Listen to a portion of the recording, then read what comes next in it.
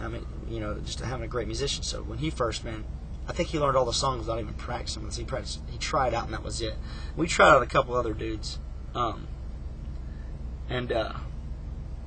so we played, and I think the first shows with Scott was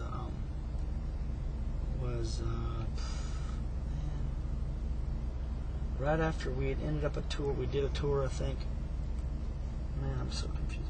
I think we did a tour with Unearth and Zao with Octavio, and right after that tour, it was the last day at Furnace Fest, Scott jumped on.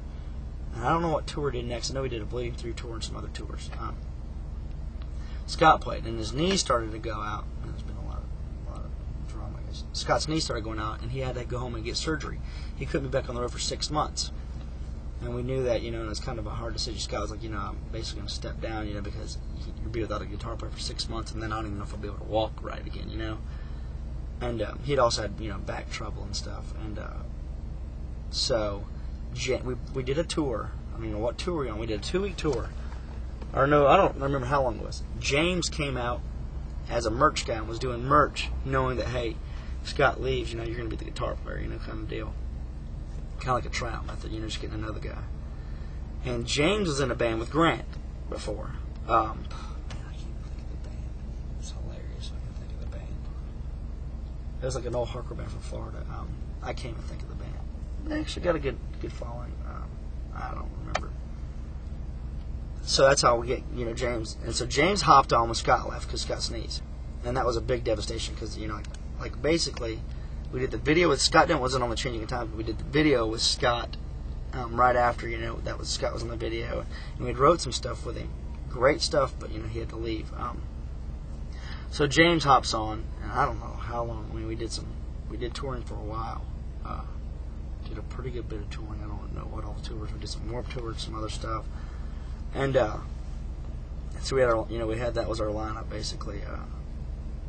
Aaron, Tim, James, Grant, basically the same lineup now except me. So we started doing a lot of touring on that. Then me and Tim had girlfriends in Birmingham, and me and my girlfriend went through like a really rocky. Well, I got engaged first, and on Valentine's Day, my fiance broke up with me like that Valentine's Day. Devastated. We're on tour, so I'm having to go through this on tour. So we toured for a couple more months, and actually it was at this. It's called Bamboozle now, but it used to be called Skate and Surf Fest in New Jersey. We were there, and I was thinking I was getting over her. I don't need her anymore, whatever. Well, me and her get back together again. Then we go through more trouble. Well, I'm OCD, so I'm check things. I'll repeat things a bunch. I always have to have reassurance, when I'm not on medicine, which there's a lot of people that are OCD, so I don't care. But so I was kind of bringing all this drama on the band. I'm not going to get back together with it because we go through a rock. We get back together and then break up. Actually, we get back together. We're doing well, and we break up at Cornerstone, Illinois. And if people ever saw that set, sorry, because I was not in my right mind. Because we break up again. So I've been broken up once now. Again, way harder than the first time. So the band's just like, man, this guy's miserable. He's on the road, and he's just like a wreck. I mean, anybody would be a wreck. Like the love of your life. Like you don't have, and you're on tour. You're not in a stable environment. So right from Cornerstone, we're hopping on Warped Tour. We're doing some Warped Tour.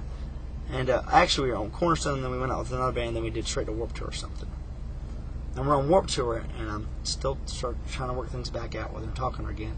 Well, the band's been through with all this with me, kind of like a family. And they're kind of like, dude, I'm tired of hearing you upset over this girl, like, just get over her. And I'm like, I can't, I love her, like, we're going to work things out. And so they're kind of like, man, we're on Warped Tour. We're driving from, I think, Houston to Dallas Warped Tour, I don't know. We get in a big argument because they're like, dude, don't think you should, be talking to this girl. She's hurt, I'm like, I love her, I want to be with her. So we get in a big fight, and they're like, hey, I don't think you're making the best decision. So we go home from Warped Tour that night because in a few days I was going to be seeing her in Birmingham. And they didn't think I was making a wise decision. And we laugh about it now, because like you never know the future, So a week later, Grant asked me to leave, and I'm devastated. I'm thinking I lost my mission. I've lost my ministry, I lost my job, I lost my dream. There's nothing left for me, So I ended up moving to Alabama and work things back out with my girlfriend, who's now my wife, most amazing woman ever. I have a son now.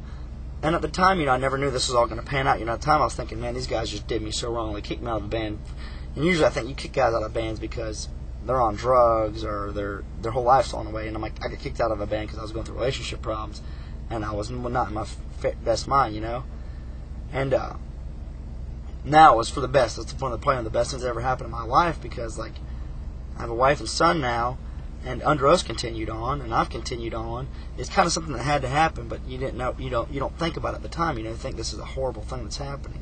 And even them, it was a hard thing on them too. Like, I don't think they really wanted me out of the band at the moment. They just didn't know how to handle me, and I didn't know how to handle myself. Like, she's going through a breakup. It's hard on you, And so I was out of the band for a while.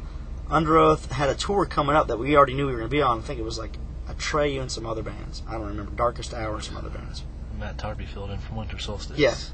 And so they got him last minute, spur of the moment. He filled in for him, And I was living in Alabama then, and we had known Spencer forever, man. Like, Spencer and Jesse had dated, and our friend Jesse, and we had known him from that, And like Chris and Spencer ended up being really good friends. So Spencer's band, This Runs Through, was they were doing well. They just got to sign a face down, but Underoath was looking, because Matt didn't want to do it. I heard he still wanted to do Winter Solstice.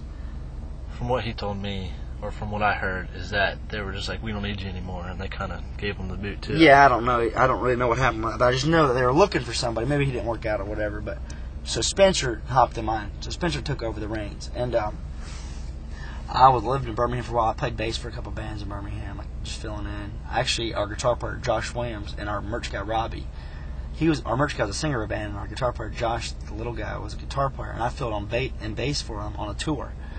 And so that's how I met them. They were still in a band. We started Maylene because my roommate Lee was my roommate. He was in a band before called Black Tie Tragedy, and they'd broken up, and they were looking for a singer. They were just messing around, and they were messing around with their friend Scott, just trying to start a new thing. And I was like, well, let me come mess around with you guys, because your singer's not kind of flaking out.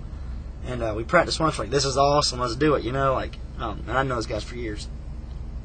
We start recording the first record, and we had a guy named Josh Wilson playing guitar in Maylene. He was a 6 member.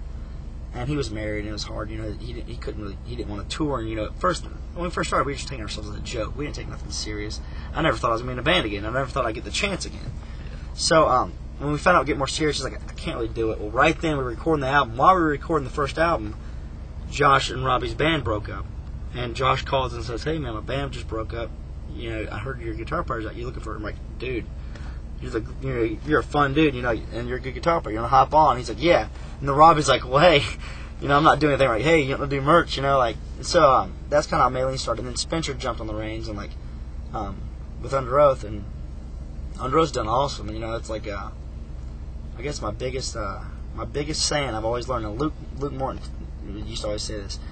It's like just in the Bible how God used a donkey to speak to people and to minister to them. God can use anybody. It doesn't matter if I'm an Underoath, or if Luke, or Tavia, or or Matt, or Billy, or Scott, or any of those guys in now.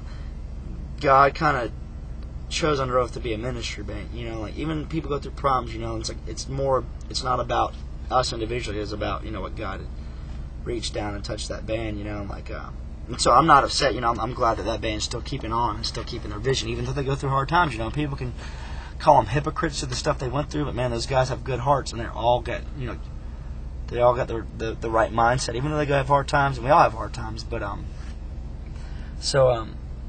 was a good experience, in my life, and I've learned a lot from it. And I've learned that my ministry is not playing in a band, but it's whatever I do in life. If it's putting up gutters on houses when I got kicked out of Underoath in Birmingham, to whatever, and those guys have done great. All I can say is I'm so proud of those guys, because I knew it's weird, even people, people that even aren't Christians or whatever might think, it's stupid. But even people before it always say, hey, that band's going to make something. And I used to have dreams and stuff about Underoath, like dreams that were just crazy, that almost felt real. And they all end up happening, to a T, the dreams I would have.